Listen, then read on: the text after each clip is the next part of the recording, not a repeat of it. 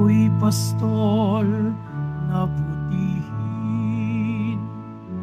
kilala ko tupang akin. Ako'y kilala nila rin.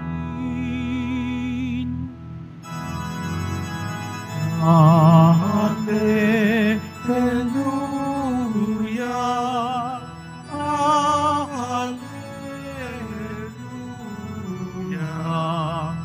hallelujah,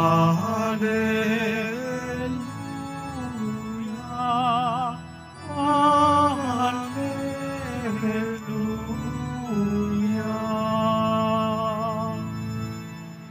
Sumainyo ang Panginoon. At sumaiyo rin. Ang mabuting balita ng Panginoon ayon kay San Juan. Papuri sa iyo, Panginoon. Noong panahong iyon, sinabi ni Jesus, "Tandaan ninyo ito, ang pumasok sa kulungan ng mga tupa nang hindi sa pinto nagdaraan, kundi umaakyat sa di dapat pagdaanan, ay magnanakaw at tulisan. Ngunit ang nagdaraan sa pintuan ay siyang pastol ng mga tupa. Pinapapapasok niya siya ng bantay pinto at pinakikinggan ng mga tupa ang kanyang tinig. Tinatawag niya ang kanyang mga tupa sa kani-kanilang pangalan at inilalabas sa kulungan. Kapag nailabas na, siya'y nangunguna sa kanila at sumusunod naman ang mga tupa sapagkat nakikilala nila ang kanyang tinig. Hindi sila sumusunod sa iba, bagkus pangay patakbong lumalayo, sapagkat hindi nila nakikilala ang kanyang tinig." Sinabi ni Jesus ang talinghagang ito, ngunit hindi nila naunawaan ang ibig niyang sabihin. Kaya't muling sinabi ni Jesus, "Tandaan ninyo, ako ang pintuang dinaraanan ng mga tupa. Ang mga nauna sa akin ay mga magnanakaw at mga tulisan, ngunit hindi sila pinakinggan ng mga tupa. Ako ang pintuan, ang sinumang pumapasok sa pamamagitan ko'y maliligtas. Papasok siya't lalabas at makatatagpo ng pastulan. Kaya lamang pupunta rito ang magnanakaw, ay upang magnakaw, pumatay at magwasak. Naparito ako upang ang mga tupay magkaroon ng buhay, isang buhay na ganap at kasiyasiya."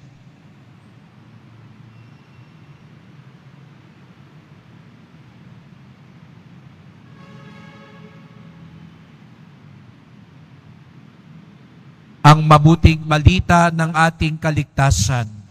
Pinupuri ka namin, Panginoong Heso Kristo. Magsiupo muna ang lahat. Magandang umaga po sa inyong lahat at maligayang pagdating sa tahanan ng ating mahal na pong Jesus Nazareno. Binabatit, pinagdarasal din po natin ang mga nasa online, lalo na po mga may sakit, nag-aalaga sa may sakit, at mga kababayan, mga kadiboto natin mula sa iba't ibang bahagi ng bansa at daigdig na nais sumama sa pagdiriwang ng misa dito sa Quiapo, sa Basilica Minor at Pambansang Dambana ni Jesus Nazareno.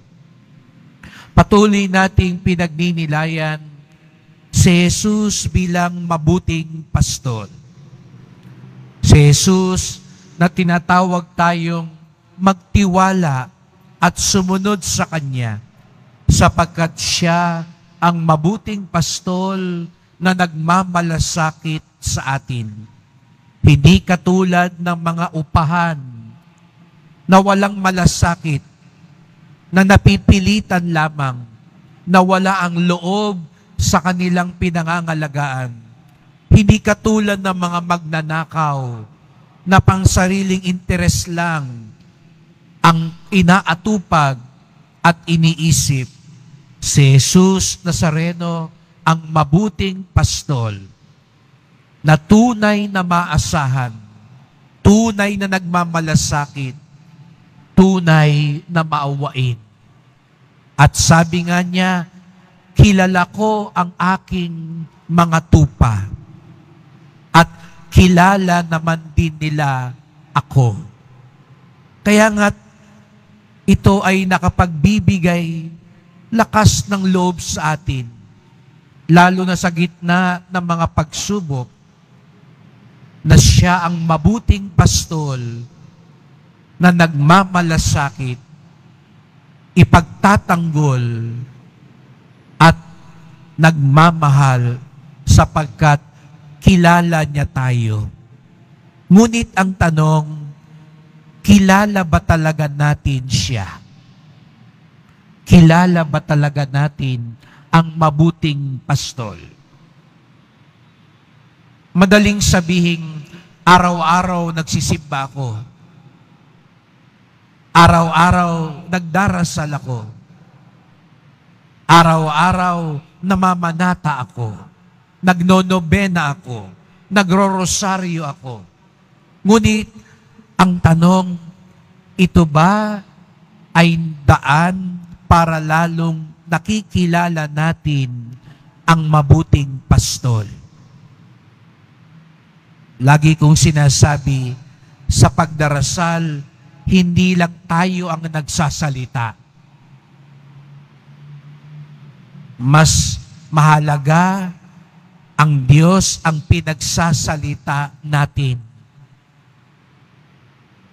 Kaya tayo minsan nalilito, ano ba talaga ang gusto ng Diyos? Talaga ang gusto ng Diyos. Natitiyak ko ngayon sa mga nagsisimba, may mga taong nalilito sa buhay. May mga taong gustong malaman mas malinaw na direksyon. Ano ba talaga ang gusto niyo, Panginoon? At minsan ang inaantay natin, ang tinig niya, magsasalita ka kaya, Panginoon? Paano ko malalaman anong salita mo? Dahil ang dami-dami nating naririnig.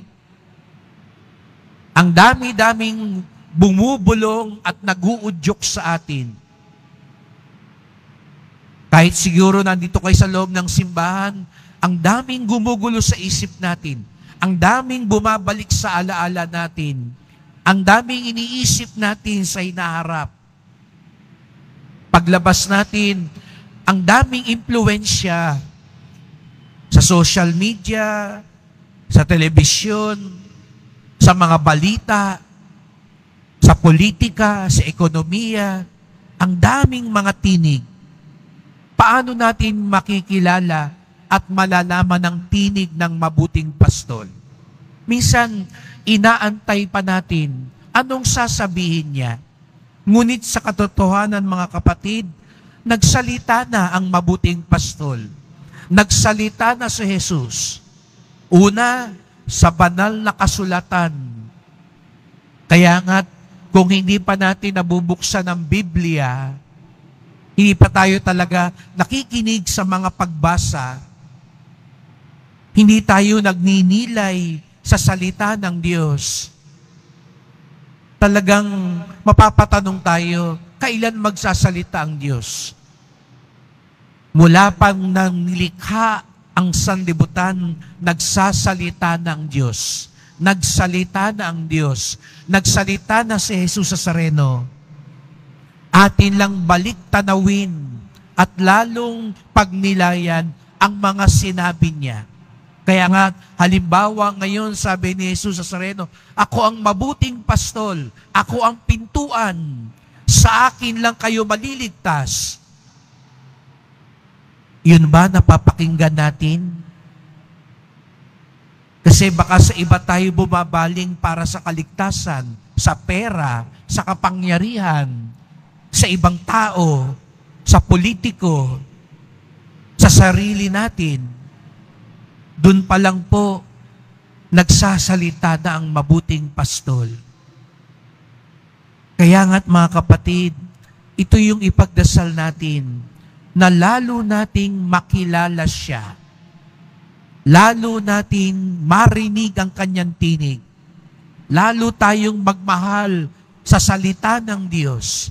Lalo tayong maging tahimik sa panalangin upang ang Diyos ang tunay na manghusap sa atin. Sapagkat ito ang maghahatid sa atin sa tunay na kaginhawahan, tunay na kaligtasan, tunay na hinahanap natin sa buhay. Kaya't huwag kayong aalis muna agad pagkatapos ng misang ito. Manahimik tayo, lalo na mamaya pagtanggap ng banal na komunyon. Huwag muna tayo agad ang magsasalita at sasabihin isa-isa lahat ng hingi natin sa Kanya. Hayaan nating magsalita ang mabuting pastol sa atin. Sapagkat ang Kanyang tinig ang tunay nating hinahanap sa buhay. Si Jesus Nazareno, ang mabuting pastol na tunay na maasahan, tunay na nagmamahal.